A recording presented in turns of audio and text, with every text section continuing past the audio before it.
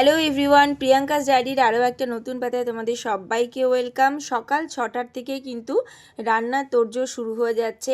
এত chilli chicken বানানো, তার সাথে চকলেট বানানো, আর তার সাথে ছিল কিছু কাপকেক ডেকোরেশন। তো এই এত সব কিছু কার জন্যে হচ্ছে, কী জন্যে হচ্ছে, সেটা দেখতে গেলে কিন্তু ভিডিওটা শেষ পর্যন্ত সাথে থাকতে হবে। তো আমি যে কাজগুলো প্রথমেই করে নিয়েছি, চিকেনটাকে ফ্রাই করে নিয়েছি, চিলি চিকেন বানাচ্ছি। আর এখানে চিলি চিকেনের গ্রেভিটাও অন্যদিকে রেডি করছি সাথে সাথে। আর অন্যদিকে কিন্তু আমি কাপকেক বানাচ্ছি, কারণ সকাল 12টার মধ্যেই কিন্তু আমাদেরকে যেতে হবে আমাদের নির্দিষ্ট গন্তব্যস্থলে। তো এখানে আমি এখন কাপকেকগুলো সুন্দর করে সাজিয়ে নেব। দেখতেই পাচ্ছ, মধ্যেখানে আবার চকলেট দিয়েছিলাম আমি একটুখানি আরও সুন্দর টেস্টের জন্য।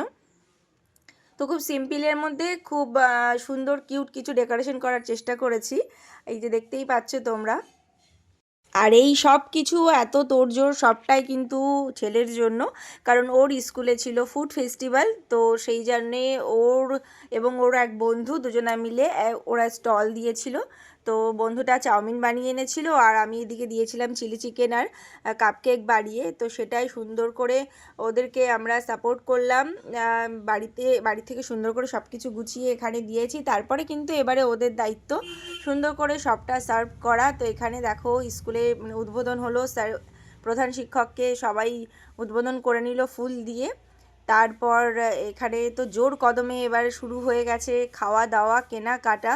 এখানে প্রচুর স্টল ছিল চারিদিকে।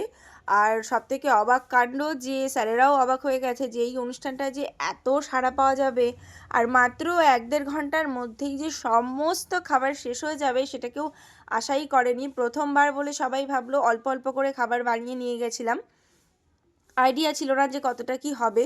কিন্তু প্রত্যেকের স্টল থেকে খাবার শেষ হয়ে গেছে, আর হেড স্যার সবাইকে মেডেল দিচ্ছে। তো এই সুন্দর পর্বটা এখানেই শেষ করছি।